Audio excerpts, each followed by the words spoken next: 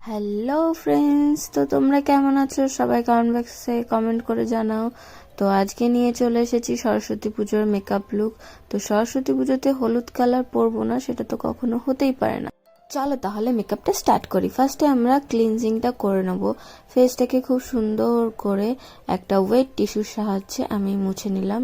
তারপরে টোনারটা লাগিয়ে নিলাম, স্প্রে করে দিলাম অ্যাকচুয়ালি। তারপরে হাত দিয়ে ট্যাপ ট্যাপ করে দিলাম যাতে ভালোভাবে স্কিনে অ্যাবজর্ব হয়ে যায়।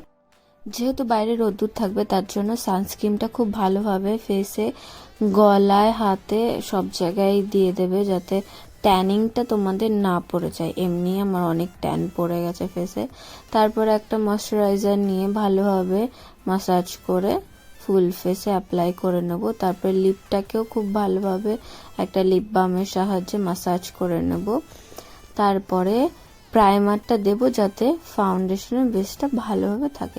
যেহেতু আমি এখানে ন্যাচারাল মেকআপ করব, ডে মেকআপ করব, যেহেতু সরস্বতী পুজোর সকালবেলায় সবাই একটু হালকা পাতলাই সাজতে চায়। তারপরে নাইট লুক তো অবশ্যই আলাদা হবেই, সেটার ভিডিও তোমরা পেয়ে যাবে খুব তাড়াতাড়ি। এটা ফার্স্টে দেখে নাও, খুবই ন্যাচারাল লুক করব আমি। জাস্ট হালকা আইব্রোটা একটু ড্র করে নিলাম, তারপরে জাস্ট একটু ফোটা ফাউন্ডেশন। যেখানে তোমাদের পিগমেন্টেশনের প্রবলেম আছে শুধু সেই জায়গাগুলোতেই অ্যাপ্লাই করব। আমার যেখানে যেখানে আছে সেই জায়গাগুলোতে আমি অ্যাপ্লাই করে নিচ্ছি নিজের ফিঙ্গার দিয়ে। তারপরে বিউটি ব্লেন্ডার দিয়ে ওই জায়গাগুলোকে ব্লেন্ড করতে করতে ফুল ফেসে আমি এটাকে স্প্রেড করে দেবো এই ফাউন্ডেশনটা। তারপরে লুজ পাউডার দিয়ে, খুবই সামান্য পরিমাণে লুজ পাউডার হাতের সাথে ব্লেন্ড করে নিয়ে ফুল ফেসে অ্যাপ্লাই করে দেবো, যাতে কোনো রকম হার্শ পাউডারিশ ভাব না থেকে যায়। তারপরে ব্লাশ দিয়ে দেবো আর খুব সামান্য পরিমাণে একটু হাইলাইট দিয়ে দেবো। তারপরে দেখবা আমি পুরো তুড়ি মেরে কিভাবে আমার পুরো লুকটাই কমপ্লিট করে চলে আসলাম। লিপস্টিক, আইলাইনার, মাস্কারা, জুয়েলারি পরে চলে এসেছি।